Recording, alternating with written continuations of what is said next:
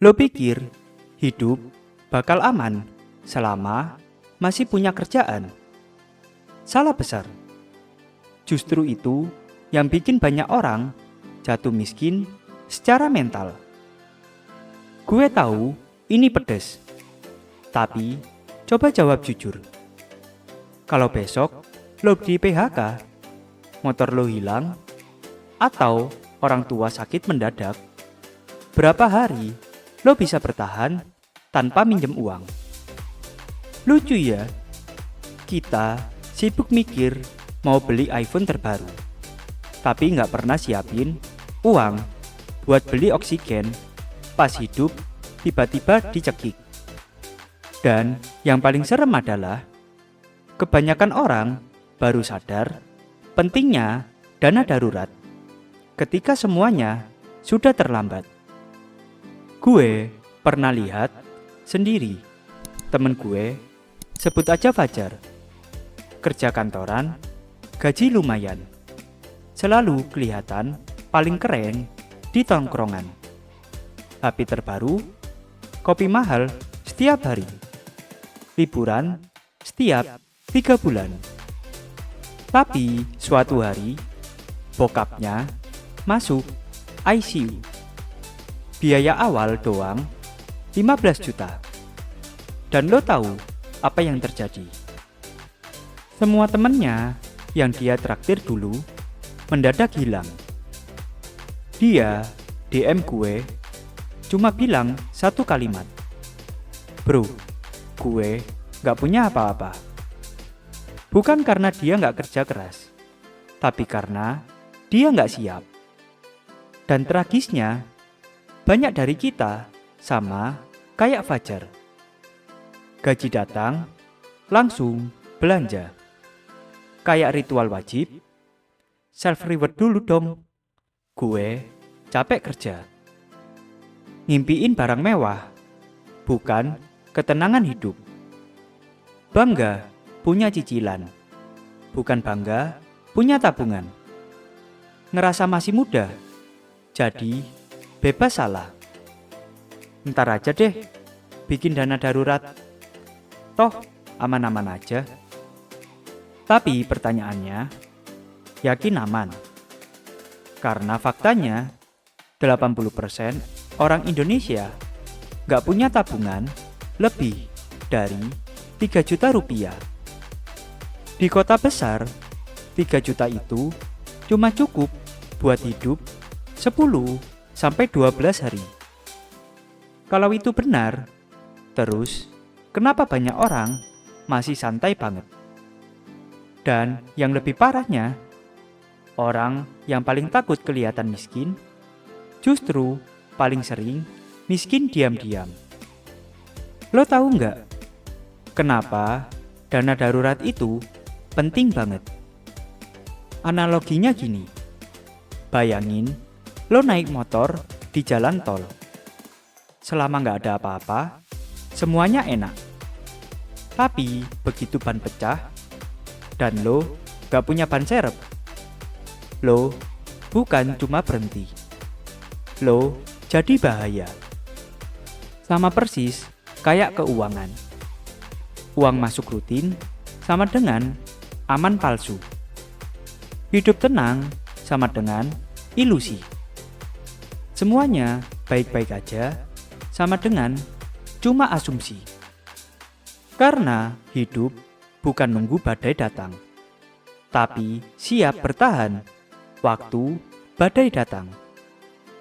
Tapi tunggu, kalau ini sepenting itu, kenapa masih banyak yang gagal siapkan dana darurat? Gue cerita real lagi ya. Ada satu ibu pekerja di pabrik, namanya Bu Rina. Gajinya nggak besar, UMR. Tapi dia nabung 200.000 setiap bulan buat dana darurat. Teman-temannya ngecek, ngapain pelit amat? Hidup dinikmatin dong. Dia cuma senyum, diem. Sampai suatu hari, pabriknya tutup. Teman-temannya panik, stres, numpuk hutang. Sedangkan Bu Rina, dia tenang. Dia punya tabungan 7,2 juta. Cukup buat bertahan 3 bulan sambil cari kerja. Sejak saat itu, gue ngerti. Bukan gaji besar yang bikin aman, tapi kemampuan bertahan, waktu, semuanya jatuh. Jadi, gimana caranya yang realistis bikin dana darurat? Bukan yang ribet, simple, perlahan, dan bisa semua orang lakuin. Yang pertama, tentuin target dulu. Kalau kamu single, cukup 3-6 bulan biaya hidup. Kalau kamu menikah atau punya anak, cukup 6-12 bulan pengeluaran biaya hidup. Contohnya, kalau biaya hidup lo 4 juta per bulan, berarti target lo 12-24 juta. Yang kedua, mulai dari kecil tapi konsisten. 100.000 setiap minggu lebih powerful daripada nunggu bisa nabung 1 juta tapi gak pernah mulai. Yang ketiga, pisahkan rekening. Rekening khusus, gak ada ATM, gak ada mobile banking. Yang keempat, utamain dahulu dana darurat sebelum lifestyle. Kamu harus beli tenang terlebih dahulu, baru beli senang. Bayangin, tidurnya lo kalau punya dana darurat.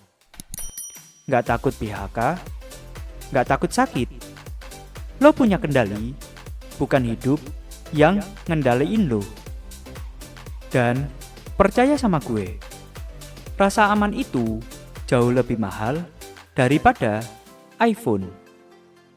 Lo tahu apa yang paling menyedihkan? Kita sering kerja mati-matian buat uang, tapi nggak pernah nyiapin pelindung buat hidup kita sendiri. Kadang kemiskinan bukan karena uangnya hilang, tapi karena kita nggak pernah sadar kemana uang kita pergi. Dan sebelum hidup ngebogem lo keras-keras, pilih buat siap sekarang. Sedikit-sedikit gak apa-apa. Yang penting lo mulai. Kalau lo pernah ngerasain momen hidup tiba-tiba hancur tanpa siap, tulis ceritanya di komentar. Gue pengen baca, dan mungkin ada orang lain yang bisa belajar dari cerita lo. Karena ingat, yang bikin miskin bukan kejadian besar, tapi kelalaian kecil yang lo ulangi setiap hari. Pilih kendali, bukan penyesalan.